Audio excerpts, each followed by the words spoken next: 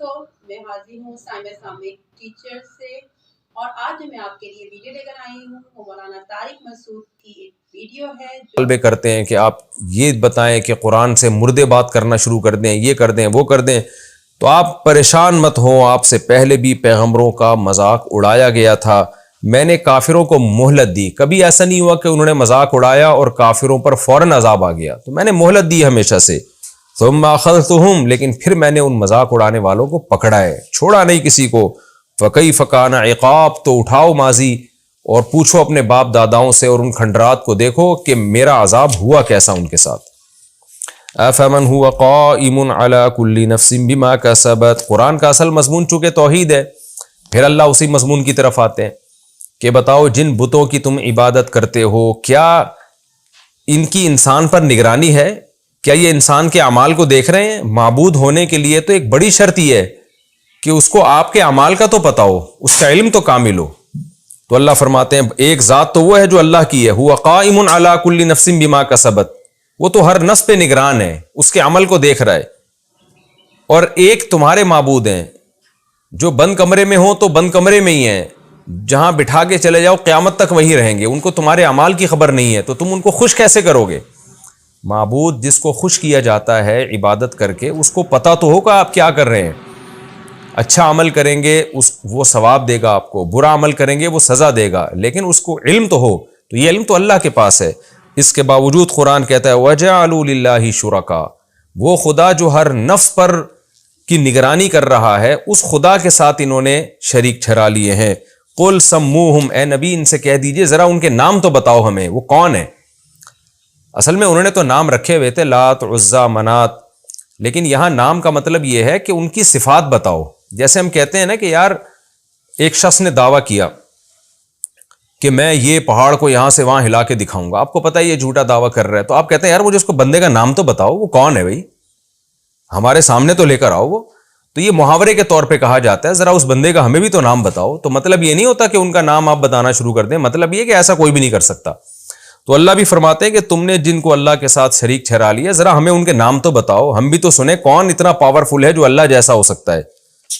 اور اگر نام نہیں بتا سکتے اس کا تو پھر ام تنبئونہ بما لا یعلم فی الارض، کیا تم اللہ کو ایسی بات بتا رہے ہو کہ جس کا اللہ کو بھی علم نہیں ہے؟ کیا مطلب تم جب یہ دعویٰ کرتے ہو نا کہ یہ بھی معبود ہیں، ان کے پاس بھی اختیارات ہیں، تو ایسی چیز کا دعویٰ کر رہے ہو جس کا اللہ کو بھی علم نہیں ہے۔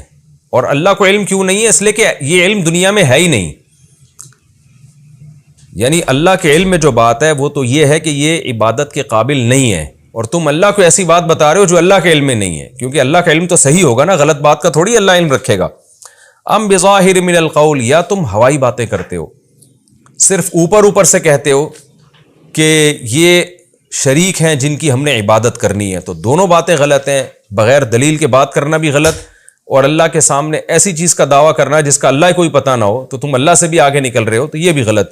پھر صحیح کیا ہے؟ اللہ نے آگے صحیح بات بتائی، بل زُیِّنَ لِلَّذِینَ کَفَرُوا، بلکہ بات اصل میں یہ ہے کہ کافروں کے لیے مزین کر دیا گیا ہے مکرہم، ان کا مکر و فریب، اپنے باپ دادا کی اندھی تقلید، اس میں یہ شرک کرتے ہیں، شرک چھوڑیں گے تو خاندان بائیکاٹ کرے گا، تو اپنے دنیاوی مفاد کی وجہ سے ان کی اس برائی کو شیطان نے ان کے سامنے مزین کر دیا ہے، ایک گندے عمل کو اچھا بنا کے پیش کیا ہے، جس کا نتیجہ کیا نکلا؟ وَصُدُّوا عَنِ السَّبِيلِ، اور سیدھے راستے سے ان کو روک دیا گیا ہے۔ وَمَن يُضْلِلِ اللَّهُ فَمَا لَهُ مِنْ هَادٍ، واقعی جس کو اللہ گمراہ کر دے اس کو کوئی ہدایت نہیں دے سکتا۔ تو چونکہ یہ ہٹ دھرم ہے اس لیے اللہ نے ان کے دلوں پر مہر لگا دی۔ انجام کیا ہوگا؟ لَهُمْ عَذَابٌ فِي الْحَيَاةِ الدُّنْيَا، دنیا میں بھی ان کو عذاب ملے گا۔ وہ عذاب کیا ہے کہ حدیثوں سے یہ بات ثابت ہے کہ مسلم پر جب کوئی مصیبت آتی ہے تو چونکہ وہ صبر کرتا ہے وہ مصیبت رحمت بن جاتی ہے۔ غیر مسلم پر جب کوئی مصیبت آتی ہے تو اس مصیبت کے بدلے میں اس کو ثواب نہیں ملتا، تو جو بھی غیر مسلم پر مصیبت آئے گی وہ ایک قسم کا اللہ کا عذاب ہی ہوگا، الا یہ کہ اس مصیبت کی وجہ سے اس کو توبہ کی توفیق مل جائے۔ تو اللہ فرماتے ہیں دنیا میں بھی مصیبتیں ہیں، وَلَعَذَابُ الْآخِرَةِ أَشَقُّ، اور آخرت کا عذاب تو دنیا سے بہت زیادہ سخت ہے۔ وَمَا لَهُم مِّنَ اللَّهِ مِن وَاقٍ، اور اللہ سے ان کو کوئی بچانے والا نہیں ہوگا۔ یہ تو نافرمانوں کا عذاب قرآن کی عادت ہے جہاں نافرمانوں کی سزا کا اللہ تذکرہ کرتے ہیں وہیں نیک لوگوں کے لیے بشارتیں بھی شروع ہو جاتی ہیں۔ نیک لوگوں کا کیا ہوگا؟ مثل الجنت التی وعید المتقون، اس جنت کی مثال جس کا متقیوں سے وعدہ کیا گیا ہے، تجری من تحتها الانہار، اس کی مثال ایسے جیسے کسی باغ کے نیچے نہریں بہتی ہوں، اس کے نیچے نہریں بہتی ہوں گی، اکلھا دائم، اس کا پھل ہمیشہ رہے گا، وظلھا، اور جنت کے سائے بھی ہمیشہ رہیں گے۔ دیکھیں جنت میں دھوپ نہیں ہوگی، جب دھوپ نہیں ہوگی تو سایہ بھی نہیں ہوگا، تو یہ مجازن سایہ کہا گیا ہے جنت کی ٹھنڈک کو، کہ وہاں جو ایک ٹھنڈک ہوگی، معتدل موسم ہوگا، وہ ہمیشہ ہوگا، جیسے کہ سائے میں انسان کو راحت ملتی ہے۔ تلک عقبی الذین اتقوا، یہ انجام ہوگا ان لوگوں کا جنہوں نے تقوی اختیار کیا، وعقبی الکافرین النار، اور کافروں کا انجام آگ ہے۔ والذین آتیناہم الکتاب یفرحون بما انزل الیک، اللہ نے توحید پر ایک عقلی دلیل دی نا پہلے، کہ اللہ تو ہر چیز پر نگہبان ہے، تمہارے معبود کیا کر رہے ہیں۔ آگے اللہ ایک نقلی دلیل بھی دے رہے ہیں۔ نقل کا مطلب، نقلی سے یہ اردو والا نقلی نہیں ہے، نقل کا مطلب پچھلی آسمانی کتابوں سے، کہ اللہ فرماتے ہیں یہود و نصارہ جن کو ہم نے تورات اور انجیل دی، ان میں کتنے لوگ ایمان لے کر آ رہے ہیں، وہ تورات اور انجیل میں خوشخبریاں دیکھتے ہیں نبی صلی اللہ علیہ وسلم کی، تو ان سے جا کے حالات پوچھو۔ والذین آتیناہم الکتاب، وہ لوگ جن کو ہم نے کتاب دی، یفرحون بما انزل الیک، وہ تو آپ پر کتاب نازل ہونے سے خوش ہیں، لیکن انہی میں کچھ ایسے لوگ بھی ہیں من ینکر بعضہ، جو اس قرآن کے بعض حصے کا انکار کر دیتے ہیں۔ بعض سے کیا مراد ہے؟ قرآن کی کچھ آیتیں ایسی ہیں جو تورات اور انجیل کے احکامات کے تورات اور انجیل میں الگ حکم ہے، قرآن میں الگ حکم ہے۔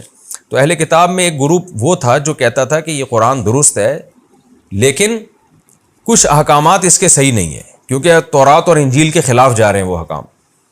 حالانکہ اصولی طور پر مسئلہ یہ تھا کہ اللہ تعالیٰ نے کچھ احکام یہودیوں کو تورات میں دیے، پھر زمانے کے بدلنے سے انجیل میں ان کو تبدیل کر دیا، پھر قرآن میں بھی ان کو تبدیل کر دیا۔ وہ فروعی احکام تھے، عقیدے تورات، انجیل اور قرآن کے سیم ہیں، جیسے کہ آگے آ رہا ہے۔